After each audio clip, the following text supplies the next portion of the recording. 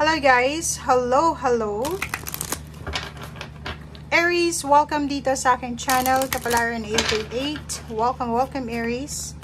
Alamin natin kung anong messages, vibration, gabay energy. Para sa inyong lahat, ito ay weekly tarot reading. Para sa lahat ng Aries to. Okay. Nakikita natin dito na may mga Aries na posibleng magse-celebrate sila ng wedding anniversary. Or posibleng may mga Aries dito na sa tagal-tagal ng panahon, mapag-iisipan nilang magpakasal na. Or sa tagal-tagal ng panahon, napag-isipan nilang magsama na. Or gawin na kung ano yung gusto nilang gawin sa buhay. May magse-celebrate ng mansary, wedding anniversaries, next level ng relationship. Or pwedeng partnership to sa trabaho, negosyo, ka na pa man. And second is perfect timing ito, ang linggong ito, para maka-move on ka na forward, lalo doon sa mga hindi maka-move on sa dati nilang relationship, sa dati nilang trabaho, sa dati nilang buhay. Sinasabi na tapusin mo na, mag-goodbye ka na sa old and mag-hello ka na sa pagbabago. Tapusin mo yung dapat tapusin and focus ka na sa new beginnings. Let go. I-let go mo na, i-surrender mo na yung lahat ng dapat i-surrender sa Panginoon, sa universe. And i-surrender mo yung control sa buhay mo. Huwag nating kontrolin yung situation. Ang kaya lang natin kontrolin ang ating emosyon, ang ating action. Pero yung nangyayari sa paligid natin, kailangan natin na i-relax ang sarili. Let go with the flow. Yun yung sinasabi ng baraha.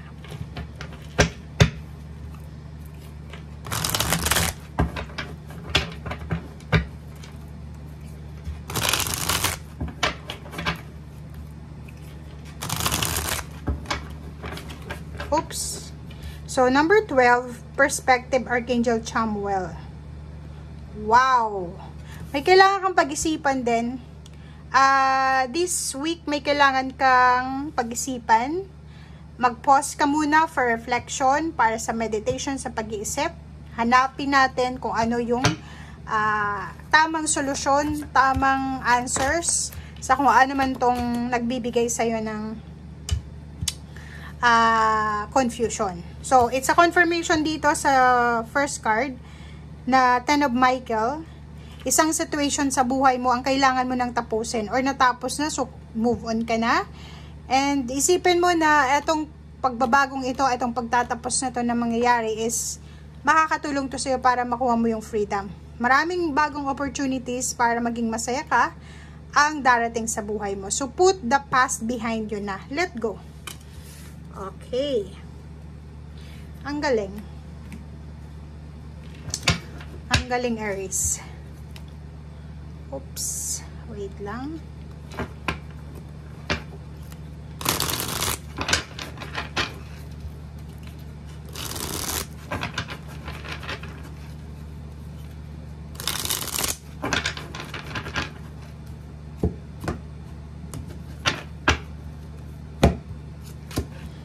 Okay, ganun din, King of Air.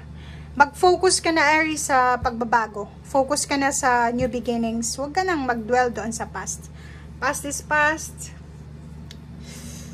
Ignore the past. Welcome the new. Diba?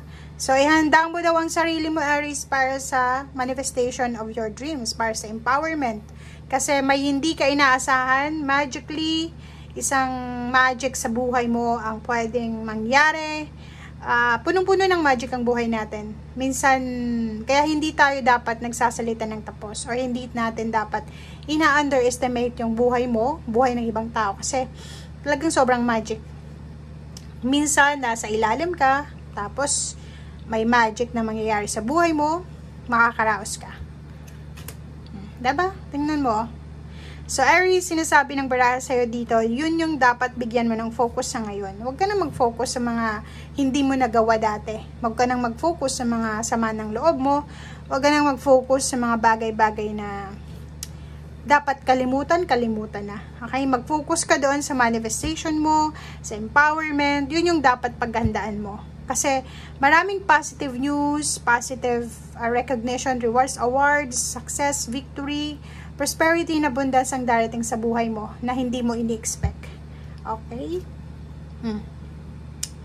Ang galing, no? Kasi ang baraha mo ngayong linggo is parang sinasabi sa'yo na kung gusto mo ng pagbabago, gusto mo ng new beginnings, magtiwala ka. Tiwala ka dahil ibibigay yan sa'yo ng universe. Believe in yourself, sa Panginoon, sa universe, sa kakayahan mo. You are protected. Okay? So, yun lang yung kailangan mong ikling sa ngayon. Panindigan mo yon. Kailangan mong maging matatag. Kailangan mong isipin na you are protected. Diba? So, kung yung mga disappointments, regret, or ano man na bagay na pinanghihinayangan mo, wag ka na doon mag-focus. Kasi sayang yung oras mo. Sayang yung oras mo, sayang yung energy mo. Ang focus mo sa ngayon dapat is move forward ka na. Perfect timing na to eh, 'di ba? Para makapag-move forward ka na. Okay?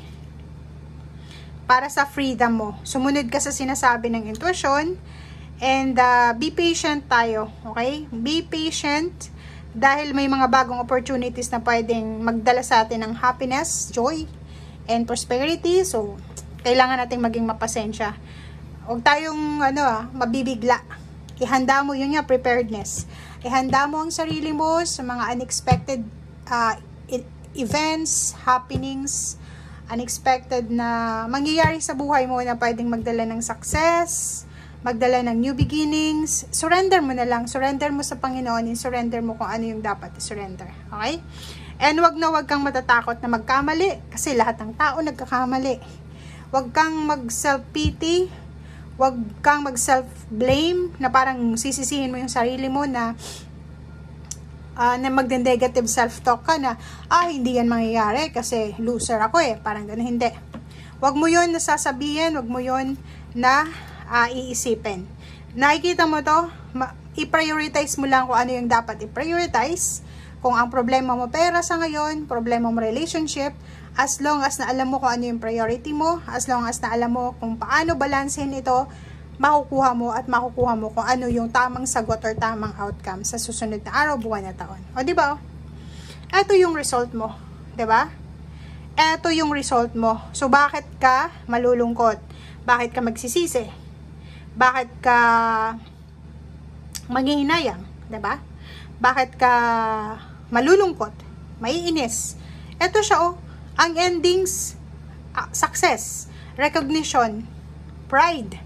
Diba? So, mapagtatagumpayan mo lahat. Ikaw yung mananalo. Mapapanalunan mo itong hamon ng buhay na to or mapapanalunan mo lahat ng mga negative or kung ano man ng mga issue na to or kung ano man tong mga hindi maganda sa buhay mo. Okay? So, be positive guys. Thank you guys and see you again. Bye!